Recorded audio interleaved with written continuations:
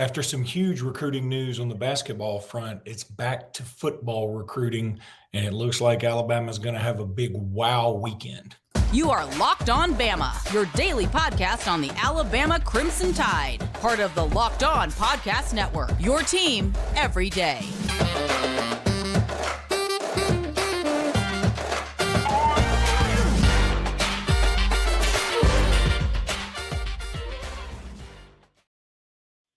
Hey, everybody, and welcome back into Locked On Bama. Luke Robinson, that's me. Jimmy Stein, that's him. Jimmy, we're going to talk about Jarin Stevenson some more and the NBA draft a little bit later on in the show. But I think this first segment, we need to talk about some football recruiting because it is going to be a huge weekend at the University of Alabama again. Alabama welcoming a ton of visitors. One reported, alleged, supposed visitor will be Daniel Hill. We've talked about him a bunch, a running back out of Mississippi. Huge guy. You know, he's given some Jimmy John's Marvin Constant vibes to me. Here's a picture of him right here. That's a dude right there. My goodness. I mean, as a senior in high school. What I mean, not even a senior yet, really. So yeah, that was back in the spring too. It was a few months ago. I mean, and I know you could say, well, he's using his hands to sort of push the muscles up. I do that all the time in pictures too. Like people are like, Luke, you look ripped. I'm like, no, there's a better chance I just ripped one. So anyway, he looks awesome. And Daniel Hill supposedly will be there. We don't know it for a fact, but we feel like he will be there. Yeah, he might show up. And it's one of the fun things to watch for this weekend because he's scheduled to make an official visit to South Carolina, which is thought to be maybe Alabama's chief competition, along with Auburn and some others. If he makes that official visit to South Carolina, I think his recruitment is back up in the air as to what might happen. But he came to camp yesterday, which is crazy considering he was just here for an official visit. He didn't have to camp. I mean, they'll take him. I mean, we talk all the time, which players have to camp, which small list of guys don't. Daniel Hill doesn't. He came anyway. He also wanted to take a look at other positions. This is a real versatile kid who not only can play running back, he can play elsewhere. That picture that Luke showed, he was actually at a 7-on-7 event that weekend playing wide receiver with that build. Just an interesting, great athlete. Alabama really wants to have this guy. They're trying to talk him into, he was at the camp yesterday, trying to talk him into, hey, why don't you stay, do the cookout.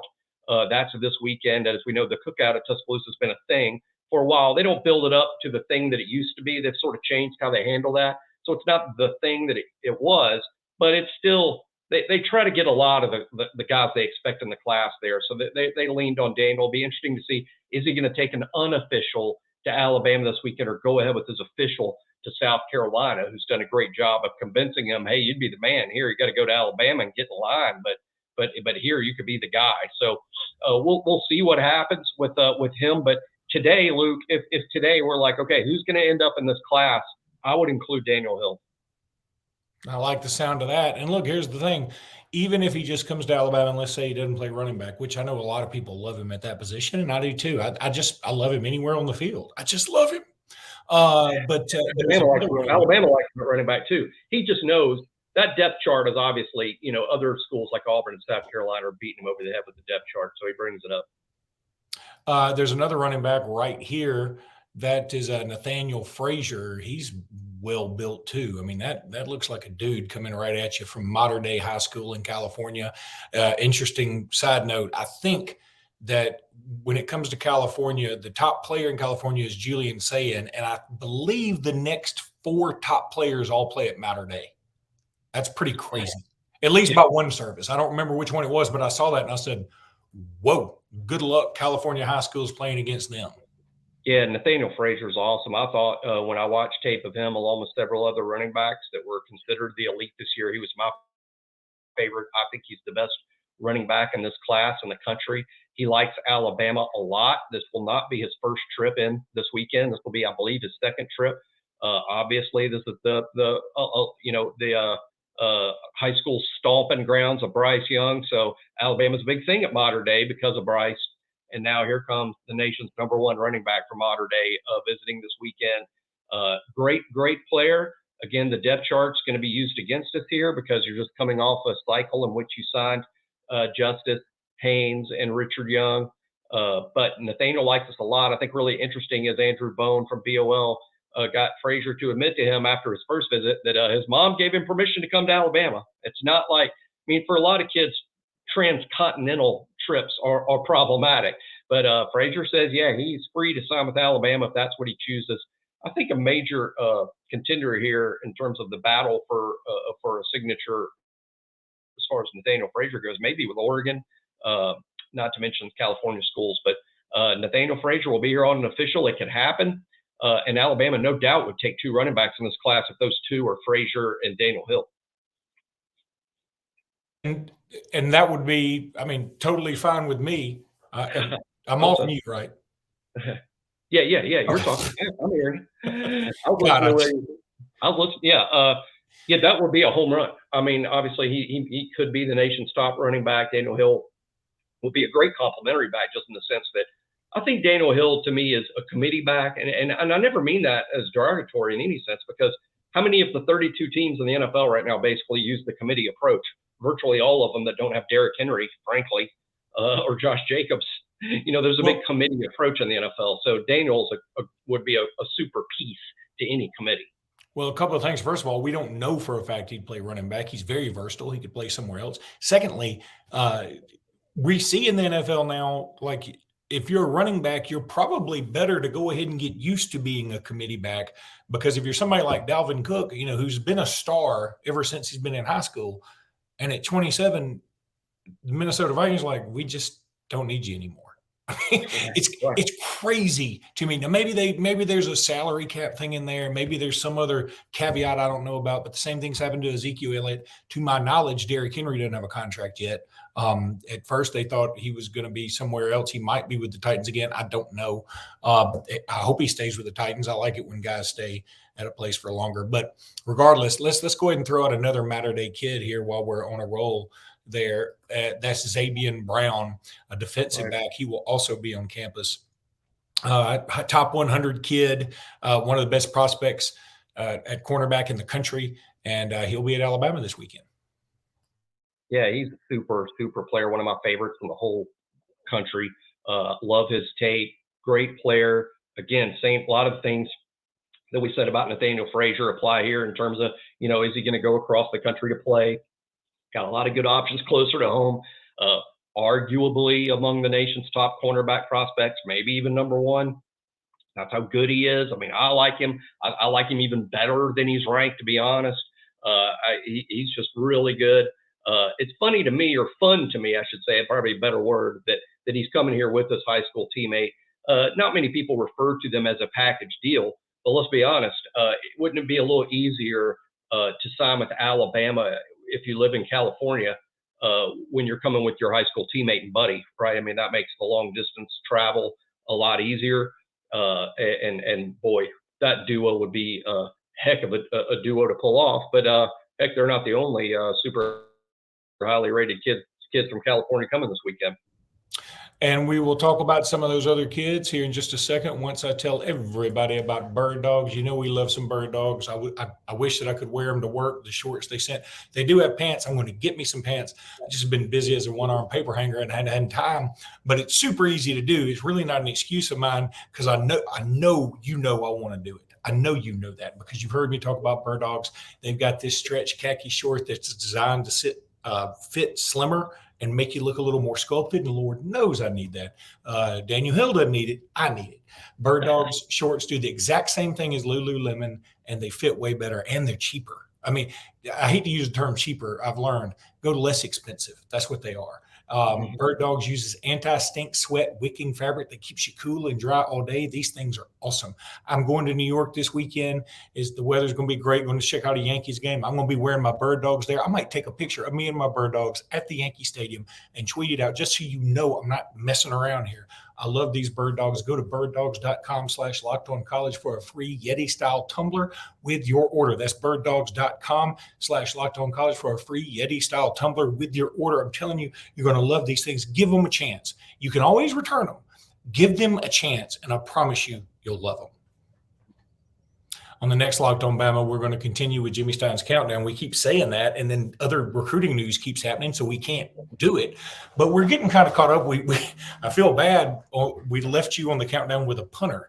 No offense to James Burnup, but it feels like it leaves you wanting a little more. So, Jimmy, let's talk about some of those other guys from California coming in that you mentioned for this weekend. Yeah, the guy coming in is Peyton Woodyard. He is committed to the Georgia Bulldogs. He is also heavily considering Ohio State. Let me tell you, this is a real interesting kid. I like our chances here somewhat, considering he's committed to Georgia.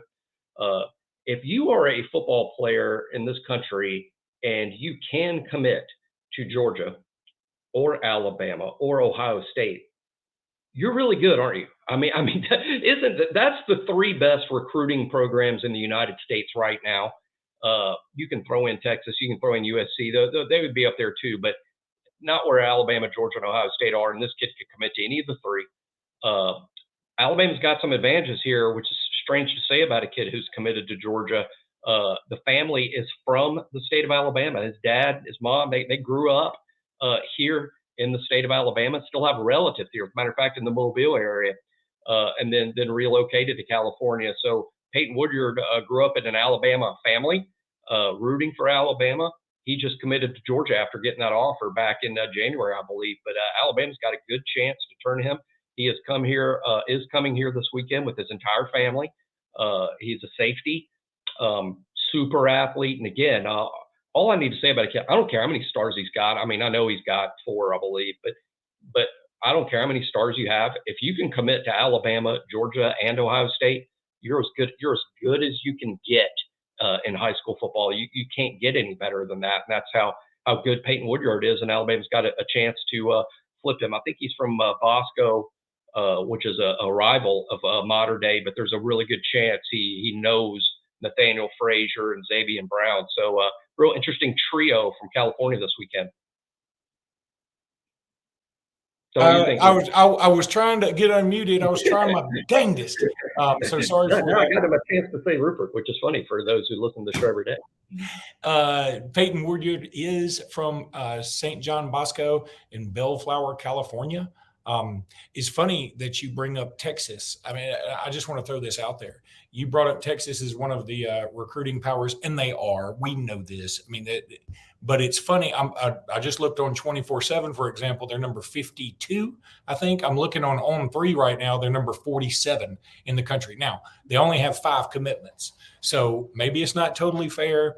A lot of people think they're going to get the running back out of IMG that some people believe could be the best running back in the country. And so, yeah, it will jump up. But I think it's kind of funny right now. Of course, it's not all too terribly funny because according to some sites, I know on 3 has Alabama at number 4 in the country. Some others have Alabama like in the low 20s, which is ridiculous, by the way. It's really a product of having, quote, only 8 commitments or so. But, Alabama has more commitments right now than they did a year ago. Yeah. When they finished number 1. For anybody, it's like, oh, they only got 8. What's the – they had fewer a year ago and finished number 1. So, people – I don't know what it is about recruiting. It gets people a little overly panicky. But, hey, considering the quality of player that's visited this month, and this weekend is huge for this reason alone, Luke. It starts a dead period. Starting, I believe, Monday, a dead period that lasts a month kicks in. These will be the last visitors to Alabama for a month. There's a big visit weekend at the end of July, which is right before fall camp starts. But this is sort of it for summer recruiting. Now, there could be a lot of commitments that happen in July and August because all these kids that have made all these visits in June might want to make decisions before their senior years. That's what happened last year. It's kind of a flood of commitments in July and August. Sort of expecting something similar this year. Wouldn't be shocked, Luke, if we got a commitment or 2 this weekend. I'll just throw out a name. I have no inside info here at all. This is just a guess, but Alabama's having a cookout. A lot of guys that they expect to have in the class will be there, and one kid coming. Seems like the 5th time in about 5 weeks is William Sanders, the offensive lineman from Brookwood. I wouldn't be surprised at all to see him publicly commit soon. It just appears that the William Sanders and Alabama engagement is coming soon. I believe he's a 3-star, so some people will wring their hands about it. But my guess is eventually he gets either the natural bump or a Bama bump, one of the two, and bumps up to a 4-star. What people have to understand is Alabama is not anywhere close to going to the B list. There's no reason. There's absolutely no reason at all to go to, well, we didn't want to take him, but we lost these other guys. They haven't lost anybody. He might be a 3-star on those lists, but he is a take for Alabama, who also had him in camp earlier this month. And that's when they made up their minds that, yeah, we want this kid on our football team. So, hey, Alabama's ranking is going to look a little different than the services. They want William Sanders. I'm going to say this without comment, just because I pulled up On 3 to look up where Texas was, right? We talk about it all the time. The SEC is just different. And non-SEC people think we're all full of crap and we got nothing else to do, and so we just brag on football. Listen to this for a second. All right, starting at number 23, you have Mississippi State, 21 Ole Miss, 19 A&M, 18 Oklahoma. I'm going to count them. 16 Arkansas, 15 Auburn, 13 South Kakalaki, 11 Tennessee, 9 LSU, 4 Bama, 1 Georgia, 2 Florida. That's 12 of the 16 teams in the top in the conference in the top 23. So more than half of the top 24 or top 23 are SEC rankings. I mean, that's crazy. And then when you consider Texas is at number 47, you know they're going to jump up. I'll be shocked if they're not top 5. They'll certainly be top 10. Just the nature of recruiting their own state, plus an expansive, aggressive NIL space that they have. So, you can set your watch on Texas being a major climber between now and December. The lowest one, I believe, is Missouri at 78. As my daughter calls me again, she's got like a knack for calling right in the middle of this thing. The lowest one is Missouri. Have her on the show. You know what? She's in Ohio. She's starting her junior year next year. A good soccer player, and she's dying to come to Alabama. Like, she loves Alabama. She's like me. She's all Alabama. But it's funny. She's also like me. Look, just a personal note. Like, I pledged a fraternity. I actually pledged 2. I pledged KA when I first went to Alabama, and it just wasn't my thing at the time. I wasn't drinking at all. And it was just sort of tough to be in a fraternity and not drink. The KAs were super, super nice. I enjoyed them. It's also not necessarily my personality as a group, but they were good people, liked them a lot, and still have some friends from there. So then I de-pledged, and then I pledged SAE the next year, which is my family. More, my father was an SAE, my uncle was, a lot of people were. And I started drinking. No offense, I'm not going to get into that. It wasn't a big thing. It's not like I had a problem. I just was, doing what regular college kids do. And but I never, even though I was in a fraternity, it wasn't like my bag necessarily. I enjoyed it, but it wasn't like this super thing I loved. And Mary Sanford has already said to me, my daughter, hey, look, I'm dying to go to Alabama, but I don't know that I want to be in a sorority. And people can take this as a sad take on commentary, but I'm like, you're going to need to join a sorority if you go to Alabama. Like, you're going to need to. I mean, it's just, it helps. Now, you don't have to, and a lot of people do it and they're happy. But I'm like, it helps, especially if you're from out of state. I think it helps a lot. So if you don't know a lot of people or have a lot of friends. I went to a high school where I believe I can't remember the number now, but somewhere around 50 to 60 people from my high school all went to Alabama together, and that's one of the reasons I didn't. I was weekend number 1. We never ran out of things to constantly do. We just came here with a lot of friends. If I'd lived in Ohio for my, middle school and high school, you almost feel like, boy, I need to join a Greek organization to know somebody, Well, it's funny because I'm like, of course, that Netflix special comes out, or HBO Max, or whatever it was. I hadn't even seen it yet, about the Alabama sorority and Greek life. And apparently it was supposed to be this horrible thing, and it really wasn't. It was sort of flop. Yeah. But there's a lot of criticism that it's just boring. People thought it was like, oh my goodness, this is going to make Alabama look bad, or oh, what a recruitment tool for Alabama. It's going to make Alabama look terrible. It's going to make Alabama look great. Apparently, it's just fizzle. Well, and like here's some groundbreaking news. People are tribal. They like to be with people who are for the most part, like them. We can talk about, hey, get out there and experience, and that's fun. But in the end, you gravitate towards people more like you always. Everybody seems to. So when you're a KD or an SAE or a KA or a Tri-Delt or whatever, you're going to find a lot of people in there have your same kind of personality. And so anyway, I don't know why we even talked about all this, but there's some Alabama fans who know what I'm talking about, Alabama graduates who know what I'm talking about, whether you were independent or whether you were in a fraternity. You may disagree with some of the things I said. I doubt it. I'm pretty smart. All right, Jimmy, let's take a break, get back to reality here. We're going to talk some basketball stuff when we come back. And we're back. Basketball-wise, I think we need to just put a cherry on top of this Jarin Stevenson thing. Boy, looking at Alabama's roster, when you got Aaron Estrada now, you've got, you feel like Nick Pringle's going to be a year better. You've got Mark Sears coming back and JQ, and you've got Grant Nelson eventually coming in. You got Parker. You got Cosby. You got Griffin. Man, I've seen some like Twitter video of Rylan Griffin.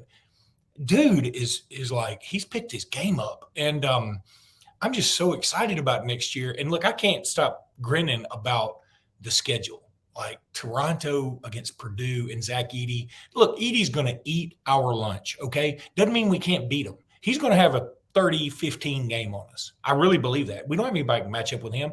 Who has anybody that can match up with somebody 7'12" and 600 pounds that can jump? I think didn't they lose to Fairleigh Dickinson in the tournament, who didn't have anyone over 6'6" on the team? Yeah, I think so. I'm not saying that he's not a thing or that he's not going to have a big game against us. I'm just saying if Fairleigh Dickinson can beat Purdue with then I think Alabama can't. I got an idea. We need to go there and convince them this is the first round of the NCAA tournament. Then we're a shoe-in win. But of course, we're at Arizona too. And then so much to love about this team, and there's still some more potential recruiting stuff out there. But having said all that, the draft is tonight. Brandon Miller will probably go number 2. That means Brandon Miller and Bryce Young in the same city. I'm a Charlotte mofo from here on out. You can Panther and Hornet me up, baby. Yeah, it would be something else if Charlotte ends up with Brandon Miller after Charlotte drafted Bryce Young earlier this year. I'm sort of rooting for that to happen just for that reason alone. I will say this: there's a lot of speculation, of course, that Charlotte could draft Scoot Henderson there, or even trade out and someone else draft Scoot Henderson there. That's possible. If Brandon falls to number 3 to Portland, I won't consider that a mess. And in fact, I think you could argue that Portland is a better landing spot for Brandon. In terms of fit and in terms of there's a team that probably is just a couple pieces away from being back in the playoffs. Of course, they have the superstar and Dame Lillard. I think Portland at 3 is not a consolation prize. In some ways, that will be a win for Brandon. So whether he goes at 2 or 3, I'll be happy. Where I'm real curious is our guy, Noah Clowney. I think he could go as high as 10. I think most likely he's going to go around number 20. As a matter of fact, my guess on BOL today, I'm going to say 21, I think, to the Brooklyn Nets. But sometimes I predict things like as a floor, to where I really think it'll be higher. But I'm telling myself I'm not going to be, if he goes as low as 21, I won't be disappointed because I predicted it. So, but I do think Brooklyn. I looked at several mock drafts, and he was pegged to Brooklyn more often than he was anywhere else. So that was good enough for me. And 21 kind of feels like a floor. So that's where I'm going to say Noah goes, but really, realistically, it could be higher. And then, of course, we have some level of second-round drama with Charles Bediako. But my feeling is he won't be drafted. I'll be happy for him if he is. I'm going to celebrate if he is taken in the second round. But my feeling is he'll be an undrafted free agent. Then the apprehension is, will he just sign with a team and be sent to their G League team, or will he sign a 2-way contract, which at least pays really well to pay him $500,000, sort of justify his decision to leave Alabama? An interesting question to throw out there. All right, knowing what we know now, Jarin Stevenson committed, Grant Nelson on the way. You have to feel like if Bediako came back, Alabama would probably not have one of those two. So Agreed. which would you prefer? And I don't think it's a shot at either. Like my initial inclination is I'd rather have Bediako back for the experience and have a big guy. But boy, I mean, I don't want to give up either of these two guys we got. So, I mean, I feel like to me, I would not give up Stevenson and Nelson. Yeah, that's true. I would take Stevenson and Nelson over Bediako. All day. To be honest, I would take Bediako over either kid. Either. Ooh, You know, I definitely wouldn't over Nelson. Stevenson would be a debate. I am over Nelson just for one reason. First of all, Bediako is 2 years younger. I think he's got some more development in front of him. And I think they're kind of similar players to me. I mean, they both came out for the draft. Neither player looked like they were going to be selected, in the draft. They both have some developing to do. Charles needs to develop offensively. I think Grant Nelson needs to develop more defensively. And Alabama's be good for him in that regard. I would take Bediako. I know that I might be in the minority on that, but I get sort of attached to our kids that have played here a couple of years. And Bediako, I do think, has a very bright future. That's why he stayed in the draft. All right, buddy. That's going to do it for today's podcast. Not sure we'll have one tomorrow, but we'll see. Things get cray-cray, and we will go from there. But until next time, roll tide, everybody. Roll Tide.